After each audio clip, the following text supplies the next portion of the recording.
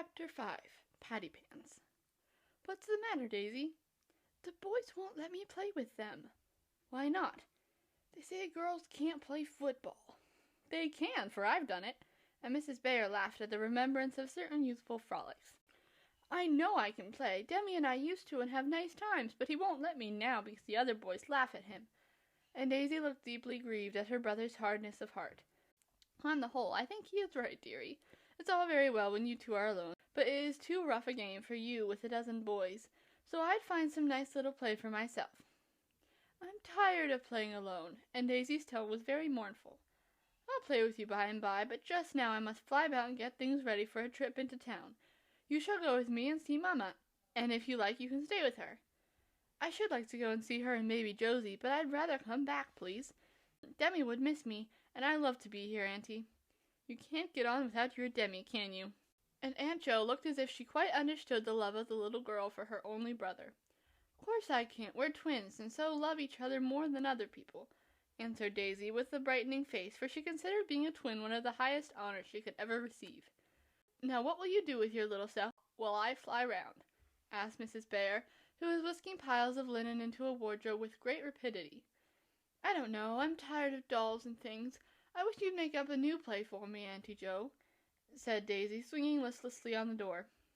I shall have to think of a brand new one, and it will take me some time. So suppose you go down and see what Asia has got for your lunch, suggested Mrs. Bayer, thinking that would be a good way in which to dispose of the little hindrance for a time. Yes, I think I'd like that if she isn't cross. And Daisy slowly departed to the kitchen, where Asia, the black cook, reigned undisturbed. In 5 minutes, Daisy was back again with a wide-awake face, a bit of dough in her hand, and a dab of flour on her little nose. Oh, Auntie, please could I go and make ginger snaps and things? Asia isn't cross, and she says I may, and it would be such fun. Please do, cried Daisy all in one breath. Just the thing. Go and welcome. Make what you like and stay as long as you please, answered Mrs. Bayer, much relieved, for sometimes the one little girl was harder to amuse than the dozen boys. Daisy ran off, and while she worked, Aunt Jo racked her brain for a new play. All of a sudden she seemed to have an idea, for she smiled to herself, slammed the doors of the wardrobe, and walked briskly away, saying, I'll do it if it's a possible thing. What it was no one found out that day, but Aunt Jo's eyes twinkled so when she told Daisy she had thought of a new play and was going to buy it, that Daisy was so much excited and asked questions all the way into town without getting answers that told her anything. She was left at home to play with the new baby and delight her mother's eyes while Aunt Jo went off shopping. When she came back with all sorts of queer parcels in corners of the carryall, Daisy was so full of curiosity that she wanted to go back to Plumfield at once, but her aunt would not be hurried, and made a long call in Mamma's room, sitting on the floor with the baby in her lap, making Mrs. Brooke laugh at the pranks of the boys and all sorts of droll nonsense.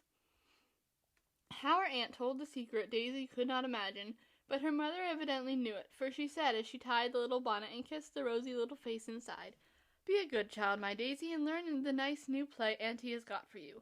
It's a most useful and interesting one, and it is very kind of her to play it with you, because she does not like it very well herself. This last speech made the two ladies laugh heartily, and increased Daisy's bewilderment.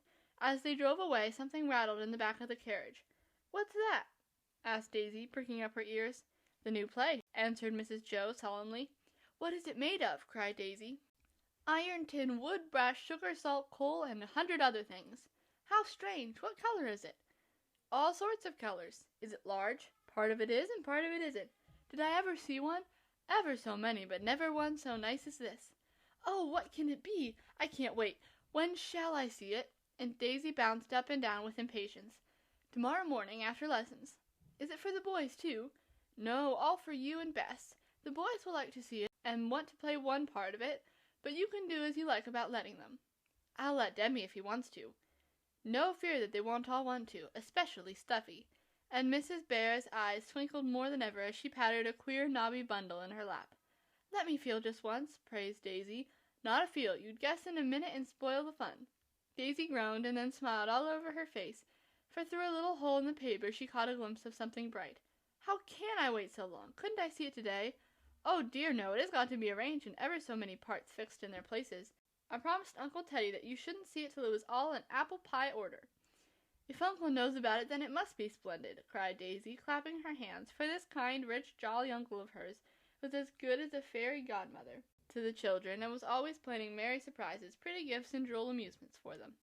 Yes, Teddy went and bought it with me, and we had such fun in the shop choosing the different parts. He would have everything fine and large, and my little plan got regularly splendid when he took hold. You must give him your very best kiss when he comes, for he is the kindest uncle that ever went and bought a charming little Oh, bless me, I nearly told you what it was. And Mrs. Bear cut that most interesting word short off in the middle, and began to look over her bills as if afraid she would let the cat out of the bag if she talked any more. Daisy folded her hands with an air of resignation and sat quite still, trying to think what play had a coup in it. When they got home, she eyed every bundle that was taken out, and one large, heavy one, which Franz took straight upstairs and hid in the nursery, filled her with amazement and curiosity. Something very mysterious went on up there that afternoon, for Franz was hammering and Asia trotting up and down, and Aunt Jo flying around like a will-o'-the-wisp with all sorts of things under her apron, while little Ted, who was the only child admitted, because he couldn't talk plain, babbled and laughed and tried to tell what the sumpin pity was. All this made Daisy half wild, and her excitement spread among the boys, who quite overwhelmed Mother Bear with offers of assistance, which she declined by quoting their own words to Daisy. "Girls can't play with boys. This is for Daisy and Bess and me, so we don't want to."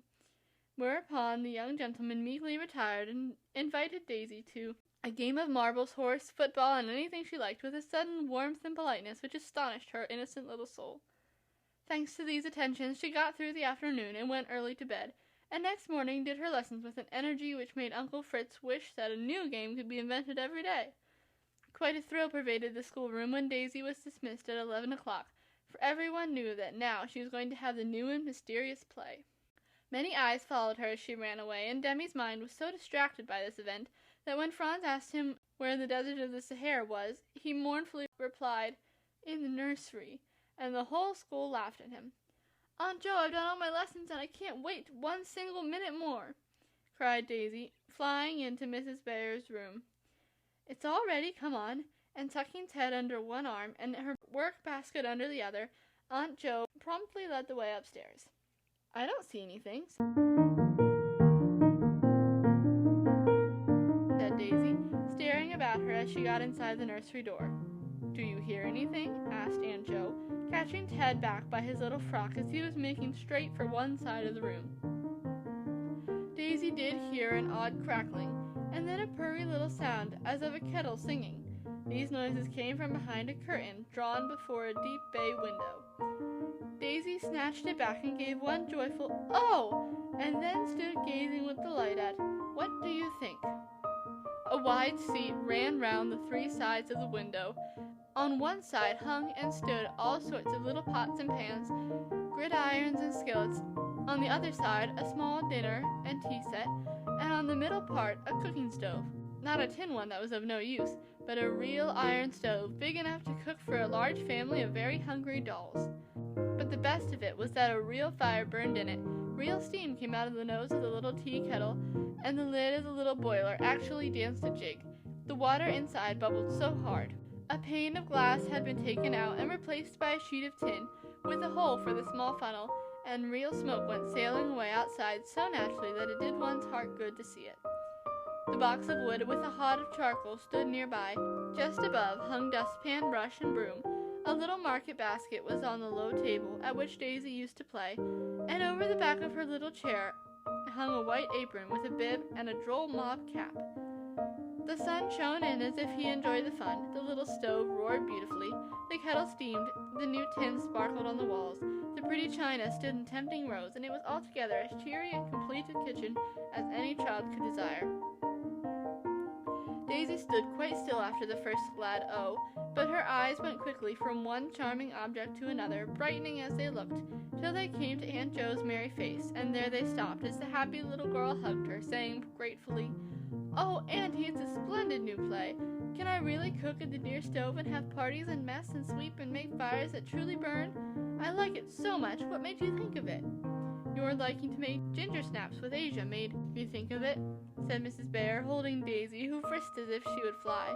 I knew Asia wouldn't let you mess in her kitchen very often, and it wouldn't be safe at this fire up here, so I thought I'd see if I could find a little stove for you and teach you to cook, and that would be fun and useful too. So I traveled around among the toy shops, but everything large cost too much, and I was thinking I should have to give it up when I met Uncle Teddy.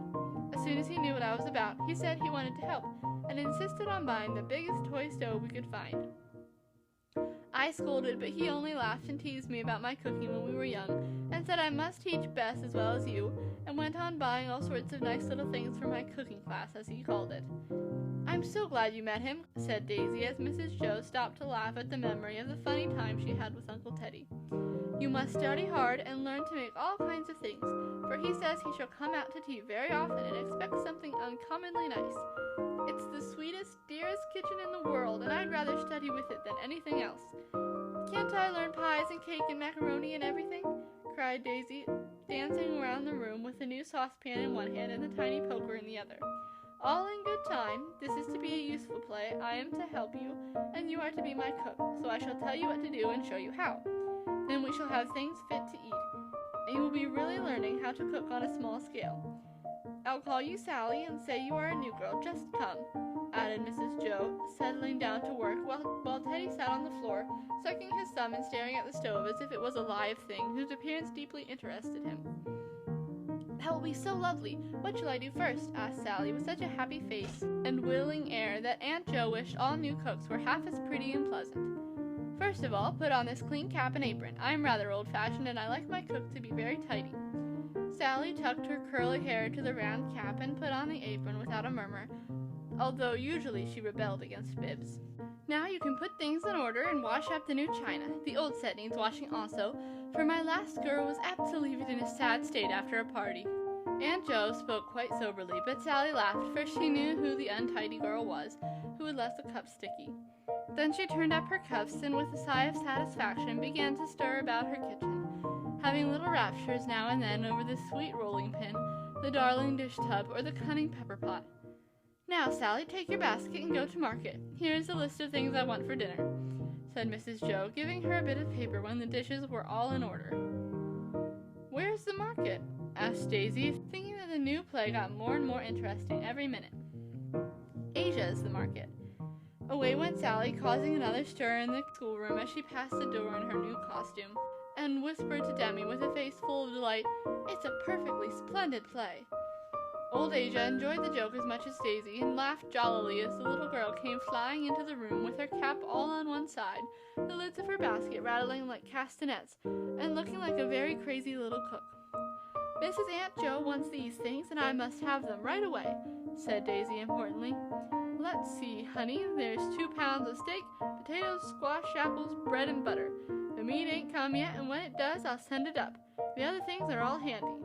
Then Asia packed 1 potato, 1 apple, a bit of squash, a little pat of butter, and a roll into the basket, telling Sally to be on the watch for the butcher's boy, because he sometimes played tricks. "Who is he?" And Daisy hoped it would be Demi. "You'll see," was all Asia would say, and Sally went off in great spirits, singing a verse from Dear Mary Howitt's sweet story in rhyme.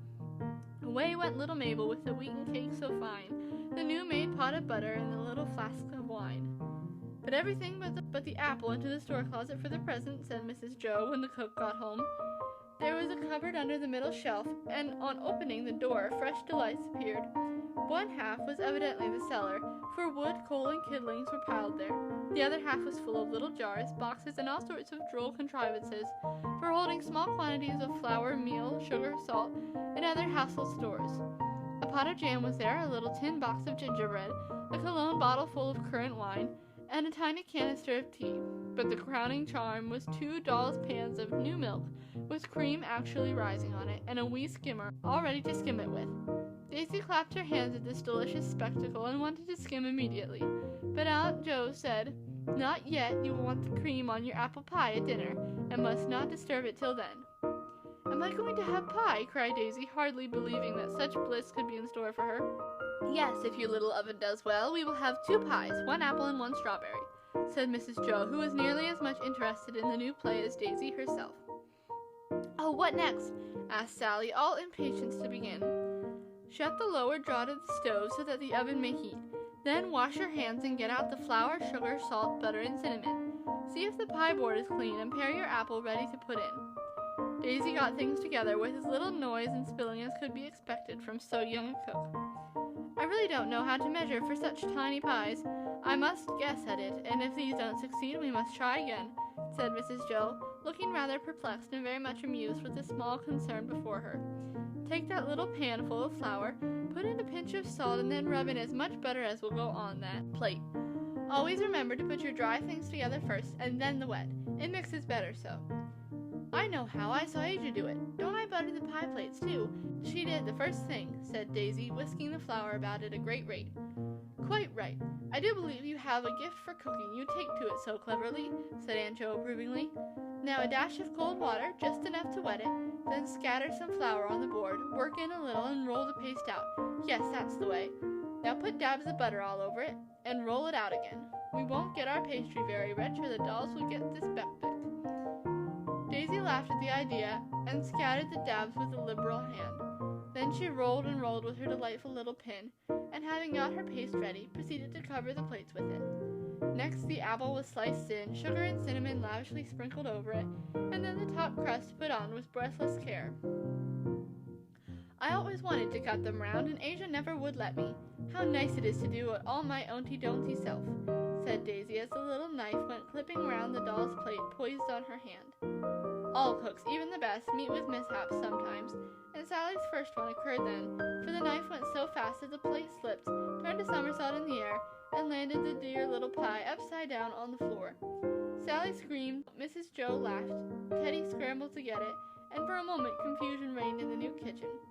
It didn't spill or break because I pinched the edges together so hard.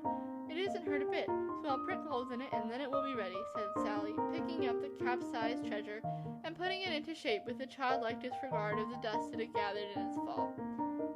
My new cook has a good temper, I see, and that is such a comfort, said Mrs. Joe. Now open the jar of strawberry jam, fill the uncovered pie, and put some strips of paste over the top as Asia does. I'll make a D in the middle and have zigzags all round. That will be so interesting when I come to eat it, said Sally, loading her pie with twirls and flourishes that would have driven a real pastry cook wild. Now I put them in, she exclaimed, when the last grimy knob had been carefully planted in the red field of jam, and with an air of triumph she shut them into the little oven. Clear up your things. A good cook never lets her utensils collect. Then pare your squash and potatoes. There is only one potato, giggled Sally. Cut it in 4 pieces so it will go into the little kettle, and put the bits into cold water till it is time to cook them. Do I soak the squash too? No, indeed, just pare it and cut it up, and put it into the steamer over the pot. It is drier so, though it takes longer to cook. Here a scratching at the door caused Sally to run and open it, when Kit appeared with a covered basket in his mouth. Here's the butcher's boy, cried Daisy, much tickled at the idea, as she relieved him of his load, whereat he licked his lips and began to beg, evidently thinking that it was his own dinner, for he often carried it to his master in that way. Being undeceived, he departed in great wrath, and barked all the way downstairs to ease his wounded feelings. In the basket were 2 bits of steak, doll's pounds, a baked pear, a small cake, and a paper with them on which Asia had scrawled, "For Missy's lunch if her cooking don't turn out well." I don't want any of her old pears and things. My cooking will turn out well, and I'll have a splendid dinner. See if I don't, cried Daisy indignantly. We may like them if company should come. It is always well to have something in the storeroom, said Aunt Jo, who had been taught this valuable fact by a series of domestic panics. Me is hungry, announced Teddy, who began to think what with so much cooking going on, it was about time for somebody to eat something. His mother gave him her work basket to rummage, hoping to keep him quiet till dinner was ready, and returned to her housekeeping. Put on your vegetables, set the table, and then have some coals kindling ready for the steak. What a thing it was to see the potatoes bobbing about in the little pot, to peep at the squash getting soft so fast in the tiny steamer, to whisk open the oven door every 5 minutes to see how the pies got on, and at last when the coals were red and glowing, to put 2 real steaks on a finger-long gridiron, and proudly turn them with a fork. The potatoes were done first, and no wonder, for they had boiled frantically all the while. They were pounded up with a little pestle, had much butter and no salt put in. Cook forgot it in the excitement of the moment. Then it was made into a mound in a gay red dish, smoothed over with a knife dipped in milk, and put in the oven to brown. So absorbed in these last performances had Sally been, she forgot her pastry till she opened the door to put in the potato. Then a wail arose, for alas, alas, the little pies were burnt black. "Oh, my pies, my darling pies, they are all spoiled!"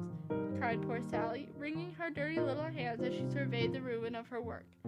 The tart was especially pathetic, for the quirls and zigzags stuck up in all directions from the blackened jelly, like the walls and chimney of a house after a fire. "Dear, dear, I forgot to remind you to take them out. It's just my luck," said Aunt Jo remorsefully. "Don't cry, darling, it was my fault. We'll try again after dinner," she added, as a great tear dropped from Sally's eyes and sizzled on the hot ruins of the tart. More would have followed if the steak had not blazed up just then, and so occupied the attention of the cook that she quickly forgot the lost pastry. "Put the meat dish and your own plates down to warm, while you mash the squash with butter, salt, and a little pepper on the top," said Mrs. Jo, devoutly hoping that the dinner would meet with no further disasters. The cutting pepper pot soothed Sally's feelings, and she dished up her squash in fine style. The dinner was safely put upon the table. The 6 dolls were seated 3 on a side. Teddy took the bottom, and Sally the top. When all were settled, it was a most imposing spectacle, for one doll was in full ball costume, another in her nightgown. Jerry, the worsted boy, wore his red winter suit, while Annabella, the noseless darling, was airily attired in nothing but her own kid skin. Teddy, as father of the family, behaved with great propriety, for he smilingly devoured everything offered him and did not find a single fault. Daisy beamed upon her company like the weary, warm, but hospitable hostess, so often to be seen at larger tables than this, and did the honors with an air of innocent satisfaction which we do not often see elsewhere. The steak was so tough that the little carving knife would not cut it, the potato did not go round, and the squash was very lumpy, but the guests appeared politely unconscious of these trifles, and the master and mistress of the house cleared the table with appetites that anyone might envy them. The joy of skimming a jug full of cream mitigated the anguish felt for the loss of the pies, and Asia's despised cake proved a treasure in the way of dessert. "This is the nicest lunch I've ever had. Can't I do it every day?" asked Daisy as she scraped up and ate the leavings all around. "You can cook things every day after lessons, but I prefer that you should eat your dishes at your regular meals, and only have a bit of gingerbread for lunch. Today, being the first time, I don't mind, but we must keep our rules. This afternoon you can make something for tea if you like," said Mrs. Jo, who had enjoyed the dinner party very much, though no one had invited her to partake. "Do let me make flapjacks for Demi, he loves them so, and it's such fun to turn them and put sugar in between," cried Daisy, tenderly wiping a yellow stain off Annabella's broken nose, for Bella had refused to eat squash when it was pressed upon her as good for rheumatism, a complaint which it is no wonder she suffered from, concerning the lightness of her attire.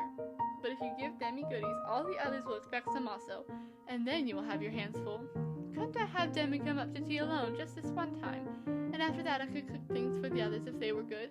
proposed Daisy with sudden inspiration. "That is a capital idea, Posy. We will make your little messes rewards for the good boys, and I don't know one among them who would not like something nice to eat, more than almost anything else.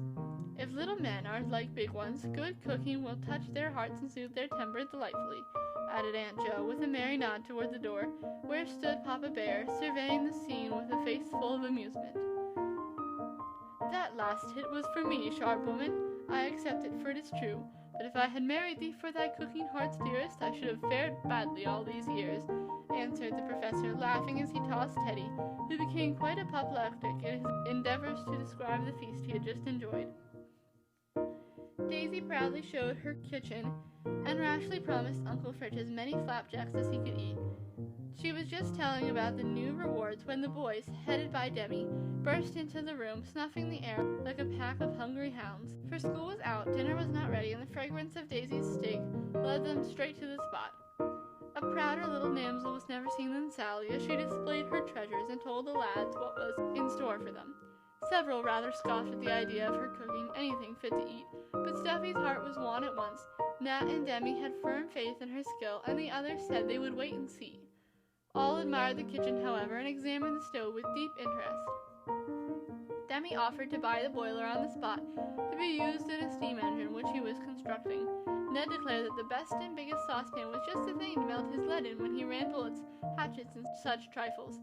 Daisy looked so alarmed at these proposals that Mrs. Jo, then and there, made and proclaimed a law that no boy should touch, use, or even approach the sacred stove without special permit from the owner thereof. This increased its value immensely in the eyes of the gentleman, especially as any infringement of the law would be punished by the forfeiture of all right to partake of the delicacies promised to the virtuous. At this point the bell rang, and the entire population went down to dinner, which meal was enlivened by each of the boys giving Daisy a list of things he would like to have cooked for him as fast as he earned them. Daisy, whose faith in her stove was unlimited, promised everything, if Aunt Jo would tell her how to make them. This suggestion rather alarmed Mrs. Jo, for some of the dishes were quite beyond her skill. Wedding cake, for instance, bull's-eye candy, and cabbage soup with herrings and cherries in it, which Mr. Bear proposed as his favorite, and immediately reduced his wife to despair, for German cookery was beyond her. Daisy wanted to begin it again the minute dinner was done, but she was only allowed to clear up, fill the kettle ready for tea, and wash out her apron, which looked as if she had cooked a Christmas feast. She was then sent out to play till 5 o'clock, for Uncle Fritz said that too much study, even at cooking stoves, was bad for little minds and bodies, and Aunt Jo knew by long experience how soon new toys lose their charm if they are not prudently used. Everyone was kind to Daisy that afternoon. Tommy promised her the first fruits of his garden, though the only visible crop just then was pigweed. Nat offered to supply her with wood free of charge. Stuffy quite worshipped her. Ned immediately fell to work on a little refrigerator for her kitchen, and Demi, with a punctuality beautiful to see in one so young, escorted her to the nursery just as the clock struck 5. It was not time for the party to begin, but he was allowed privileges few visitors enjoy, for he kindled the fire, ran errands, and watched the progress of his supper with intense interest. Mrs. Jo directed the affair as she came and went, being very busy putting up clean curtains all over the house.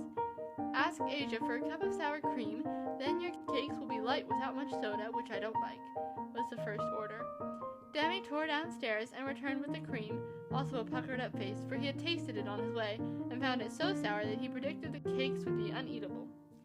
Mrs. Jo took this occasion to deliver a short lecture from the stepladder on the chemical properties of soda, to which Daisy did not listen, but Demi did, and understood it, as he proved by the brief but comprehensive reply. Yes, I see. Soda turns sour things sweet, and the fizzling up makes them light. Let's see you do it, Daisy. Fill that bowl nearly full of flour and add a little salt to it, continued Mrs. Jo. Oh dear, everything has to have salt in it, seems to me, said Sally, who was tired of opening the pillbox in which it was kept. Salt is like good humor, and nearly everything is better for a pinch of it, Posy. And Uncle Fritz stopped as he passed, hammer in hand, to drive up 2 or 3 nails for Sally's little pans to hang on. You are not invited to tea, but I'll give you some cakes and I won't be cross, said Daisy, putting up her floury little face to thank him with a kiss. Fritz, you must not interrupt my cooking class, or I'll come in and moralize when you are teaching Latin. How would you like that? Said Mrs. Jo, throwing a great chintz curtain on his head. Very much, Dryad and Z. And the amiable Father Bear went singing and tapping about the house like a mammoth woodpecker. Put the soda into the cream, and when it fizzles, as Demi says, stir it into the flour and beat it up as hard as ever you can. Have your griddle hot, butter it well, and then fry away till I come back. And Aunt Jo vanished also. Such a clatter as the little spoon made, and such a beating as the batter got, it quite foamed, I assure you, and when Daisy poured some onto the griddle, it rose like magic into a puffy flapjack that made Demi's mouth water. To be sure, the first one stuck and scorched because she forgot the butter, but after the first failure all went well, and 6 capital little cakes were safely landed in a dish.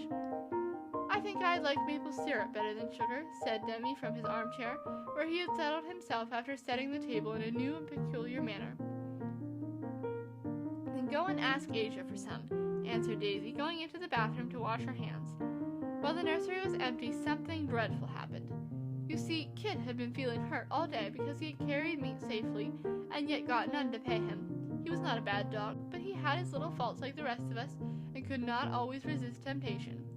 Happening to stroll into the nursery at that moment, he smelt the cakes, saw them unguarded on the low table, and never stopping to think of consequences, swallowed all 6 at one mouthful. I am glad to say that they were very hot, and burned him so badly that he could not repress a surprised yelp. Daisy heard it, ran in, saw the empty dish, also the end of a yellow tail disappearing under the bed. Without a word, she seized that tail, pulled out the thief, and shook him till his ears flapped wildly, then bundled him downstairs to the shed, where he spent a lonely evening in the coal bin. Cheered by the sympathy which Demi gave her, Daisy made another bowl full of batter, and fried a dozen cakes, which were even better than the others. Indeed, Uncle Fritz, after eating two, sent up by word that he had never tasted any so nice, and every boy at the table below envied Demi at the flapjack party above. It was a truly delightful supper, for the little teapot lid only fell off 3 times, and the milk just upset but once.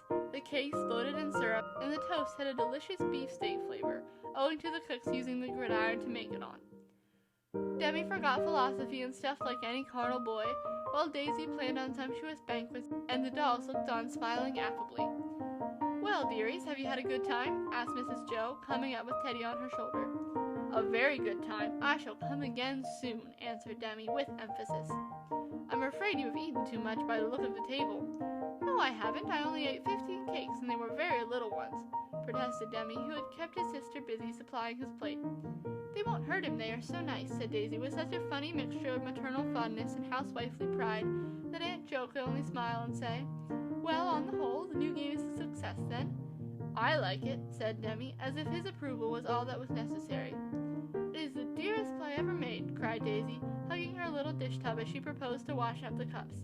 "I just wish everybody had a sweet cooking stove like mine," she added, regarding it with affection. "This play ought to have a name," said Demi, gravely removing the syrup from his countenance with his tongue. "It has." "Oh, what?" asked both children eagerly. "Well, I think we shall call it Patty Pans." And Aunt Jo